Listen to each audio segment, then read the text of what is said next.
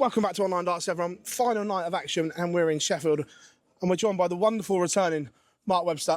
Webby, first of all, great to have you back. What was that feeling like last week? Yeah, it was just nice to have some normality back, and obviously in the build-up to it, people have been really nice to me, and obviously it was just made me feel positive coming back. But obviously it was a bit too long being off, and just to slide back in last week, and it was a good week as well. I think Luke Humphries finally getting that win and cementing his place in the top four. Obviously, it takes the drama out of this evening. But look, from a selfish point of view, I was just glad to be back. Look, last time we did a proper sit-down was in Saudi Arabia when you told me everything that was going on. What's this period been like for you? Yeah, do you know what? It's been strange rather than like I've been really poorly. I haven't been really poorly. I've been tired. Obviously my immune system's not been great. So it's a bit of isolation involved really, but no, I think I held up pretty well. There was a lot of frustration. There was itchiness to get back. I was quite content for the first sort of 6-7 weeks, but then I was ready to come back and I wasn't getting the answer I wanted. So it was just being a bit patient, but I was still doing bits in terms of podcast and bits for Paddy Power and things like that. So I ticked over, but obviously never the same as being involved on a weekly basis. Now, obviously this goes back to the Worlds where you went to the doctors because you weren't feeling very well. And I'm guessing you never ever thought that you were going to get that news that you've got a rare form of leukemia and stuff like that. And I can't imagine. What's that moment like when you're told that? Is it like, what the hell? Do you know what? It was a bit strange, really. I feel like how I delivered the message to some of my friends and stuff wasn't great. I sent a few text messages. I probably should have rung some people. I was just a bit, I don't know. I didn't know how to take it. I walked from there. I was quite positive in terms of what would happen. Obviously, the immediate negative was the diagnosis. I'm going to be off work, but I was very determined that it was. I liked what I liked what I heard. The prognosis was good. It was just a case of having to take a bit of a step back, and they stress sort of. I was going to have to look after myself and listen to my body, and I've done that now. So hopefully, I've still got a bit to go, but my blood counts are getting to where they should be. Somewhere down the line, I'll have another bone marrow biopsy, which is what found the problem, and they'll have another look. So hopefully there'll be no problem, and that's where you get some sort of remission. I'm not sure when that'll be, but we just keep ticking along. What was the treatment like? Was it bad or was it manageable and everything like that? Do you know what? It was okay. Obviously, I know some people. I've got some friends that have had chemotherapy and they've had different treatments, and I was prepared for sort of being really sick, but I wasn't. It was a different course to the person I spoke to, and mine was just a couple of injections every day. There was a little bit of feeling sick, but I never at one point thought I was going to be sick, if that makes sense. So the week of having it was just 2 injections every day for 5 days. Then the coming weeks, I was a bit tired and a bit weak because obviously it strips all the bad blood cells, but all your good ones as well. So it's a case of just building back up. And that's why I was sort of worked for so long, is that they normally generally build back in around 21 to 28 days. I think that's my understanding. They didn't do it that quickly. So my bone marrow took a bit of a while to respond, but it is responding now, hence why I'm back, and just got to keep things monitored now. I know obviously when you did your original interview and you put your statement out originally that you were like so positive, like, look, it's got early and so on, but is there always a worry that you're not going to heal? Is that dread ever in the back of your mind that it won't go as it should? Yeah, obviously it's. Look, I think it will go. Obviously, it does come back on a lot of occasions, but some people have actually been in touch with me on social media saying they got rid of it and it's been gone for 6 years. Other people, and I haven't replied to them, but I really appreciate them getting in touch. So it does come back at some point, and then we'll have to treat it again. But it could be 5-10 years. It may not, but it does sometimes generally find its way back. But I'll be prepared for that when it does. But it's not something I'm going to lose sleep over and worry about. It is what it is. But yeah, I feel fine. There's obviously that little bit of worry when these things open. You overthink, and cans of worms can open. But at the minute, I'm really relaxed about the situation, and I'm just being very positive. Look, you touched on the love you got there, the outpouring on social media when it was actually announced what was wrong with you and why you were off.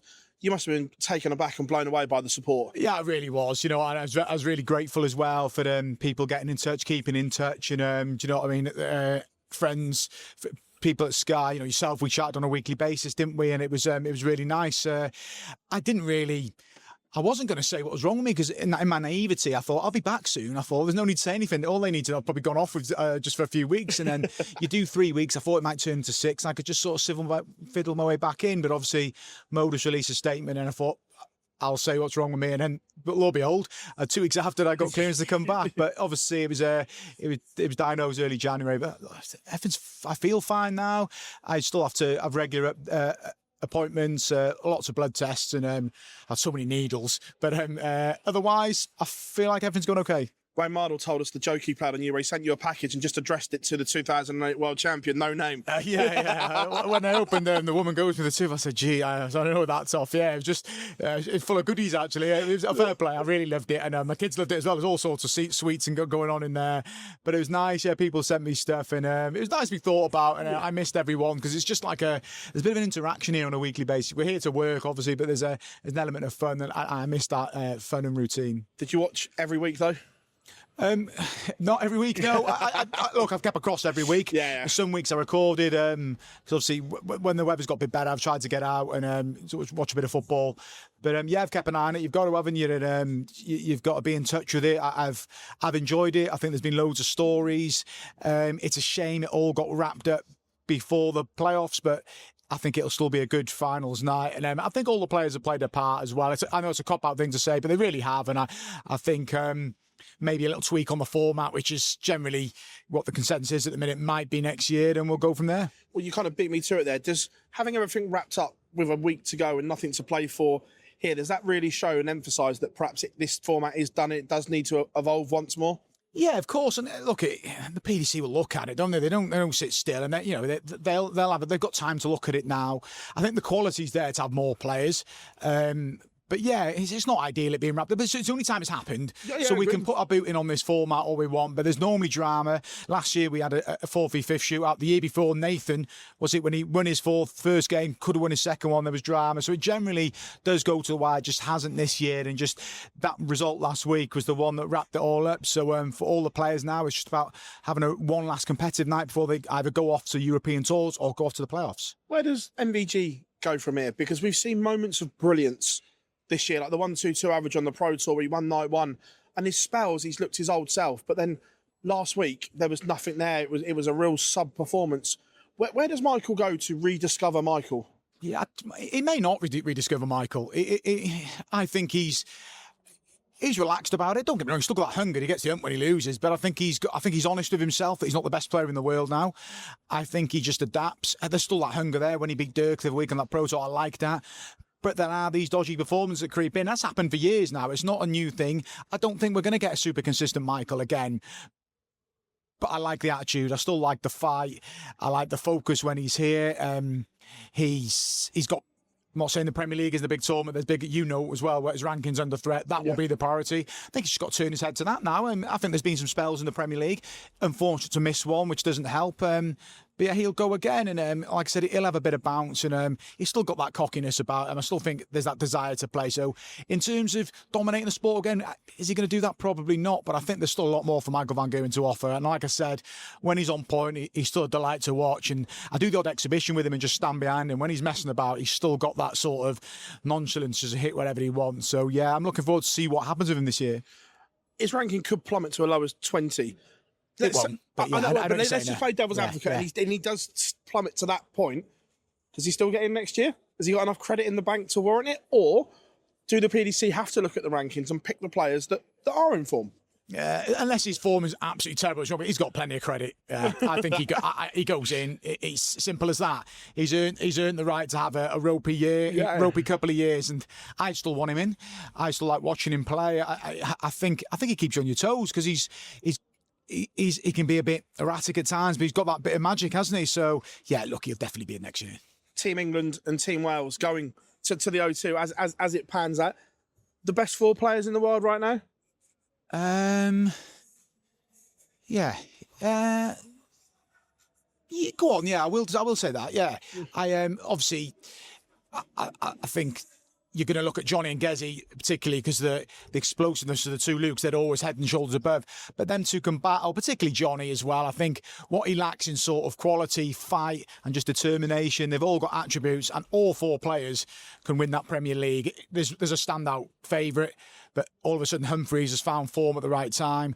Johnny delighted to be there, get him priced to relief last week, and I think this is a good night for them. They can play tonight with, we said we don't like that same freedom, but there's an element of it. I know Gedwin Price will want to play Johnny, so will Luke, but the main thing is they're both there next week. You can't touch on it. Do you think it matters who plays who, or do you think Johnny will look at it and will not want Gezi in the semi-final because of that record? I know he's won a few, but that record is still heavily stacked in Gedwin's favour. I'd fancy Johnny against Gezi more than I would against Luke at the minute. Yeah.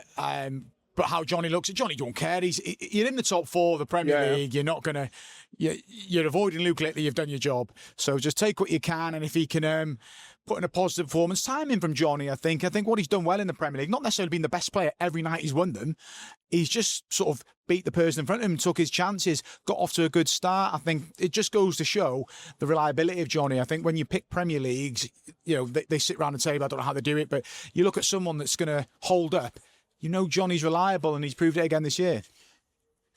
You touched on Luke Humphries. Is he timing this run to perfection? Because earlier on in the Premier League, he was missing doubles, still playing okay, but frustrated. In the last 2-3 weeks, we've seen the Luke Humphries from 2024 again. Yeah, I've been banging the Luke Humphries drum for ages, and when I finally gave up on him, he lost the quarter-final about, I want to say 4 weeks ago to Luke Littler 6-2. He didn't play bad, but he just looked, I've had enough of this. Yeah. And to be fair to him, he said in an interview saying, look, if I don't make the playoffs, it's not ideal, but it's not the end of the world. So I think he just took the pressure off himself, whether he was feeling it anyway, just saying the right things. And since then, there's been a lot of control in his performance, a lot of control in his throw. I think his attitude as well. Sometimes Luke can get a bit shaking his head. It'll happen again because it's hard to eliminate from your game.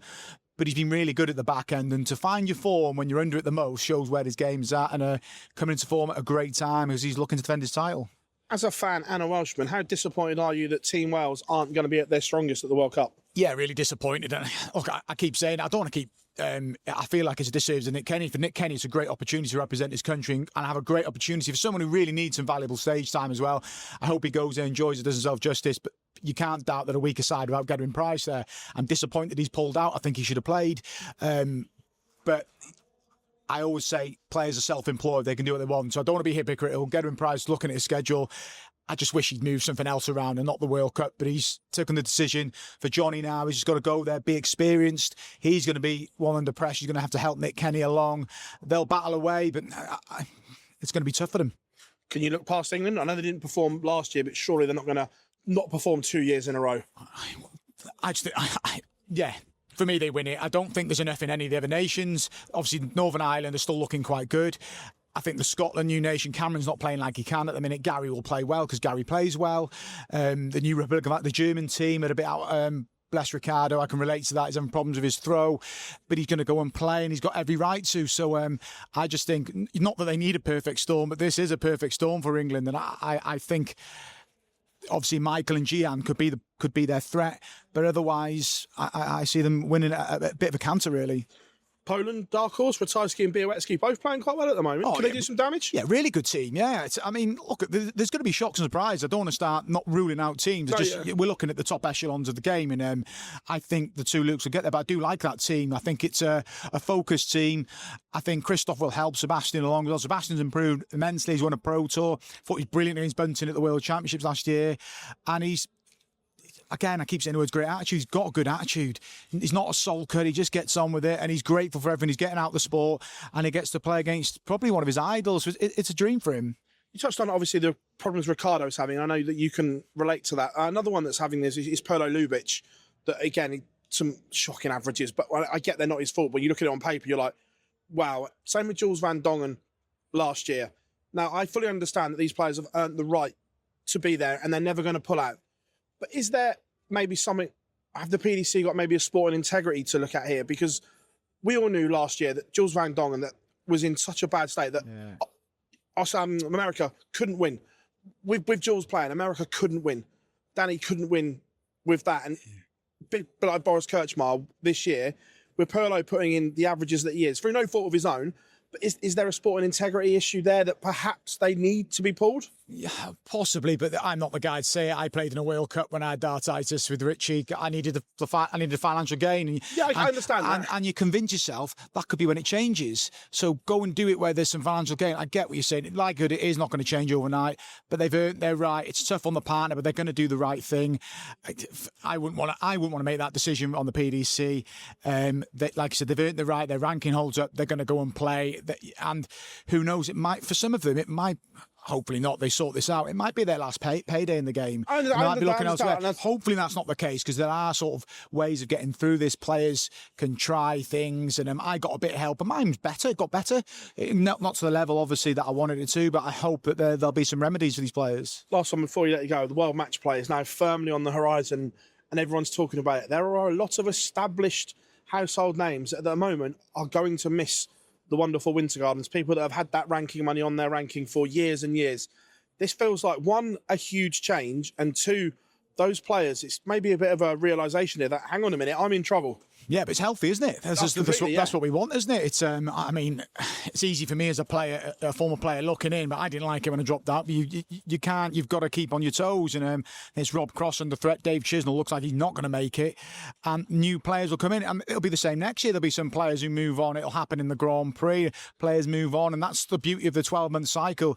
You've got to stay on the ball. Don't be complacent. Even if you've been there for 12, 15 years, there's always a time you can fall out. And I think the competitiveness is as strong as it's ever been now, and I think it'll be a really good match play. Well, Wessel's a seed now as well. He's a danger, isn't he? Because he's provisionally top 10 in the world. He's got no ranking money until the World Championships, the match play, the Grand Prix. And everything's just a free hit for him. He's playing well as well. Proper player. Do you know what he does? He does things similar to Chris Dobie and Johnny, for example. They don't like inflate their prize money anywhere. They just win gradually. So they just, when they do drop a bit, they don't go too far, do they? And I think Wessel has been threatening it for a while. And we've said about the TV form, it was baffling me. The Grand Slam a few years ago was a joke how he didn't get out that group. Did he win a game? He didn't win a game, did he? Tournament average of 108 or something and didn't win a game. Got to do better, Wessel. But proper player and a good attitude. And obviously he's had some setbacks early on in his career, but maturity he's shown coming back. I'm delighted for him. Definitely one to watch. And if he cracks the big stage, he might be behind us this time in 12 months. Webby, it's a pleasure catching up with you, and it's great to see you back as always, buddy. Top man.